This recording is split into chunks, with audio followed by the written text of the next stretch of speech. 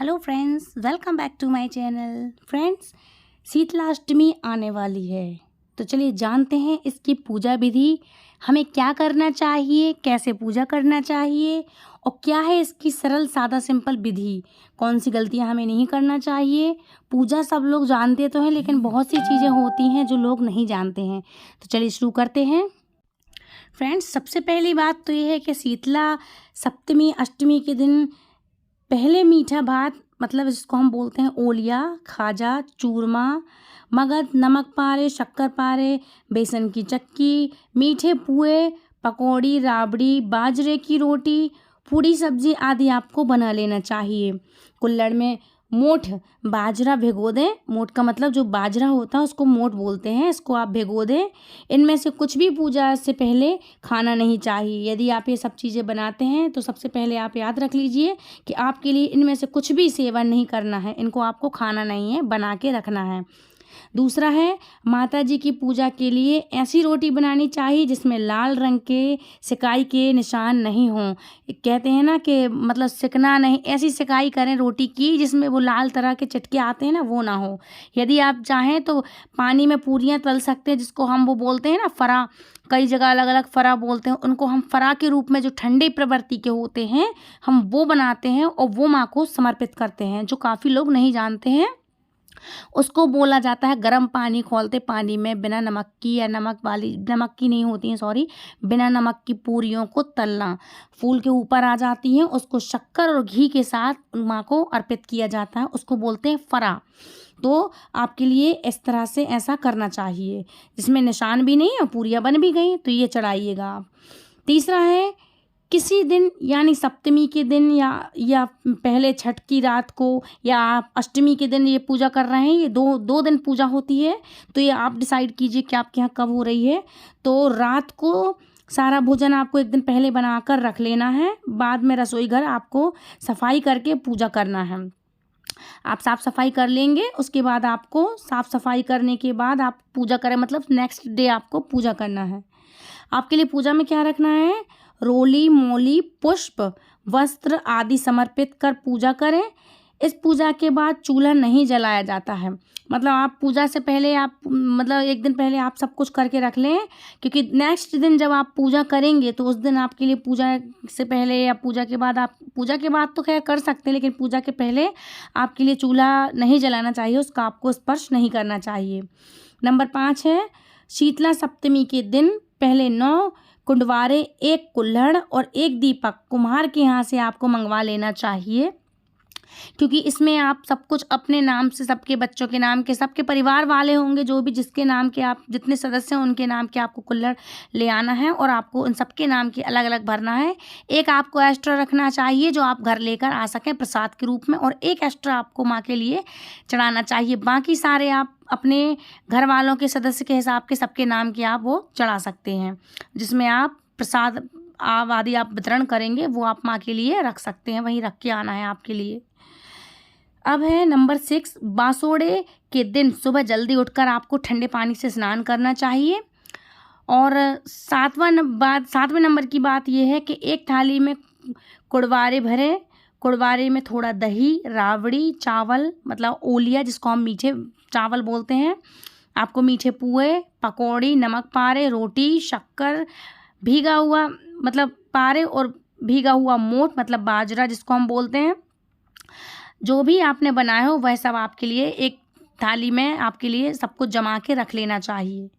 8वें number की बात यह है फ्रेंड्स कि एक अन्य थाली में आपको रोली, चावल, मेहंदी, काजल, हल्दी, लक्षा मतलब मौली, वस्त्र, होली वाले कुलवाड़े मतलब होली वाले बड़कुले की एक माला और सिक्का आपको ज़रूर से रखना चाहिए। जो आप बड़कुले की माला बनाते हैं होली का माँ को चढ़ाने के लिए, वो आपके लिए शीतला माँ के लिए भी आपके लिए रखना चाहिए, उनके लिए प्रिय होती है। नंबर 9 है, आप जल का कलश भर कर रखें, और वो भी आपके लिए मिट्टी का पात्र रखना चाहिए, कलश लेके आना चाहिए और आपके लिए ताज़ा जल भरकर उसमें रखना चाहिए। नंबर 10 है फ्रेंड्स, पानी पानी से बिना नमक के आटा गूंथकर इस आटे से एक छोटा दीपक आपको अवश्य बनाना चाहिए। इस दीपक में रुई की बाती घी में भिगोकर आपको रखना चाहिए। लेकिन याद रखें, यह दीपक आपके लिए बिना जलाए ही माँ को चढ़ाना चाहिए। मतलब माँ के लिए आपको जलाना नहीं है, आप पूरा तैयार करें लेकिन जला के नहीं आएंगे, माँ को आप वहीं समर्पित करके आएंगे। पूजा के लिए आप साफ सुथरे और सुंदर वस्त्र पहने। नेक्स्ट बात ज़रूर ये आप याद रखें कि आपके लिए इस दिन केसरिया कलर के वस्त्र आपके लिए ज़रूर पहनना चाहिए। केसरिया है, डार्क ऑरेंज है, लाइट ऑरेंज है, जो हल्दी टाइप का कलर होता है ऑरेंज में, आपको केसरिया कलर के वस्त्र आपको स्पेशली महिलाओं को आज के दिन ये धारण जरूर करना चाहिए, केसरिया कलर के वस्त्र। पूजा की थाली में कुड़वारों पर, मतलब जो कुड़वारे लिए हैं आपने, जो कुड़वारों पर घर के सभी सदस्यों को रोली और आपको हल्दी का टीका आपको अवश्य लगाना चाहिए। और जो कुड़वारे आपने लिए उन पर भी आप हल्दी का टीका अवश्य लगाएं। सब पे टीका लगाना है आपको, और खुद भी टीका लगाएं और दूसरों को भी लगाएं। जो जितने भी सदस्य घर के हैं आप सबको टीका लगाएं। माँ को टीका लगाएं हल्दी का। हाथ जोड़कर माँ से प्रार्थना करें, हे माता मान लेना और शीली ठंडी रहना। मतलब आप हमेशा हमारी बात मानना और शीली ठंडी रहना। शीतल आशीष प्रदान करना। घर में प्रेम सुख और शांति, शीतलता बनी रहे, सुख शांति बनी रहे। आरोग्य की देवी 7 पीढ़ियों तक प्रसन्न रहे। हे आरोग्य की देवी माँ, 7 पीढ़ियों तक आप प्रसन्न रहें। इस तरह से आपको माँ से आपको प्रेयर करनी चाहिए। कहते हैं यदि आप इस विधि विधान से पूजा करेंगे तो आपकी 7 पुश्तें, 7 पीढ़ियाँ आपकी प्रसन्न रहेंगी और आरोग्य रहेंगी। मतलब किसी भी तरह की आपके लिए बीमारियाँ छू भी नहीं सकेंगी, क्योंकि ये आरोग्य की माँ देवी है जो बच्चों की रक्षा करती हैं और सभी प्रकार की गर्मियों की जो बीमारियाँ होती हैं उन सबसे माँ रक्षा करती हैं। इसके बाद मंदिर में आपको पूजा करना है। यदि शीतला माँ का आप माता का घर पर हो, आपके यहाँ फ़ोटो वगैरह हो या मंदिर घर पर कहीं हो, तो घर पर आप पूजा कर सकते हैं। सबसे पहले माता जी को जल से आपको स्नान कराना चाहिए। ठंडे लोटे के जल से आपको स्नान कराना चाहिए। नेक्स्ट बात है, रोली और हल्दी से माँ को आप टीका करेंगे। 17वीं बात है, काजल मेहंदी आपको वस्त्र, माँ को जो लच्छा लेके आए हैं आप वस्त्र या चुनरी है वो माँ को आप अर्पित करेंगे। 18वीं बात है, 3 कुड़वारे मतलब 3 कंडरवारे का सामान आप माँ को अर्पित करेंगे। बड़ी माता बोदरी और अचपड़े खसरा के लिए, मतलब जो खसरा रोग होता है, जो बोदरी और मतलब ये जो चीज़ें होती हैं, जो बीमारियां होती हैं, उन सब के लिए उनके नाम के आप ये अलग अलग माँ को अर्पित करेंगे उनके नाम के, कि ये हमें कभी होना और ये आपके लिए अर्पित है माँ। बड़कुले की माला आप माँ को अवश्य अर्पित करेंगे। वहीं नेक्स्ट बात है कि आप आटे का दीपक अवश्य जलाएं, लेकिन आपको जलाना नहीं है। हर पूजा में हम बोलते हैं कि आपको जलाना है। जलाने का मतलब ये नहीं कि माँ को आप जला के रखें। ये दीपक आपको बिना जलाएं अर्पित करना है। बाकायदा आप उसमें घी डालें, माँ को बत्ती रखें, उसमें माँ के नाम का बनाएंगे। बिना उसमें नमक डाले हुए जो आटे का दीपक आप जलाएंगे, मतलब माँ को अर्पित करेंगे, वो आपको ठंडा दीपक, मतलब बिना जला हुआ दीपक माँ को अर्पित करना है। और याद ये भी रखें, इस दिन माँ को आप ना दीपक जलाएंगे, ना अगरबत्ती लगाएंगे, ना धूप बत्ती लगाएंगे, ना होम हवन आदि इत्यादि आप ये सब कुछ नहीं करेंगे। मतलब ठंडे ठंडे तरीके से आप माँ की पूजा करेंगे। आरती या गीत गा रही माँ को अर्चन आप अवश्य करें। आरती आप करेंगे, गाएंगे, लेकिन माँ को अर्चन करें। आपको ऐसे ही हाथ जोड़कर ढोल नगाड़े बजाकर आपको माँ की आरती और गीत करना चाहिए। लेकिन याद रखें कि आप दिया नहीं जलाएंगे। हाथ जोड़कर माँ का आप अंत में आशीर्वाद लेंगे। और अंत में वापस जब आप आएंगे तो जल चढ़ाने के बाद जो जल बहता है उसमें थोड़ा सा आप जल लोटे में डालें। यह जल पवित्र होता है, अत्यधिक पवित्र होता है। इसे घर के सभी सदस्यों की आंखों पर जरूर से आप लगाएं। घी ले जाते हैं यदि आप, तो माँ के नेत्रों पर आप लगाएं। माँ के नेत्रों पर आप जब घी लगाएंगे तो थोड़ा सा घी आप अवश्य ही घर पर लेकर आना, और आप अपने और बच्चों के, घर में जितने भी सदस्य हैं सबके नेत्रों में आप वापस से वो घी थोड़ा सा बचा के लाना और सबके नेत्रों पर वो आप लगाना। इसके बाद आप जो आप जल वहाँ चढ़ाएंगे वो थोड़ा सा जल आप माँ को चढ़ाने के बाद लोटे में लेकर आएँ और अपने घर के सभी हिस्से में आपको छिड़कना चाहिए। इससे घर की शुद्धि होती है और शुभ ऊर्जा का संचारण होता है। 24वें नंबर की बात है फ्रेंड्स, शीतला माता की पूजा के बाद पथवारी की पूजा करनी चाहिए। मतलब जहाँ आप अपने यहाँ होलिका दहन करते हैं घर में, आप अलग से नहीं है तो आप बना लें। एक कुड़वारे का सामान यहाँ आप अर्पित करें, एक कुड़वारा आप बना लें। मतलब जो आपने अर्पित करने के लिए जो लगाए हैं अलग से दिए, सब में कुड़वारा भरा है, मतलब बसोड़ा जिसे हम बोलते हैं, सब सामान खाने का प्रसाद है जो, आप वहाँ पर भी पूजा करें। और पथवारी की जगह आप जाकर वो एक कुड़वारे का सामान वहाँ पर भी आप अर्पित करें।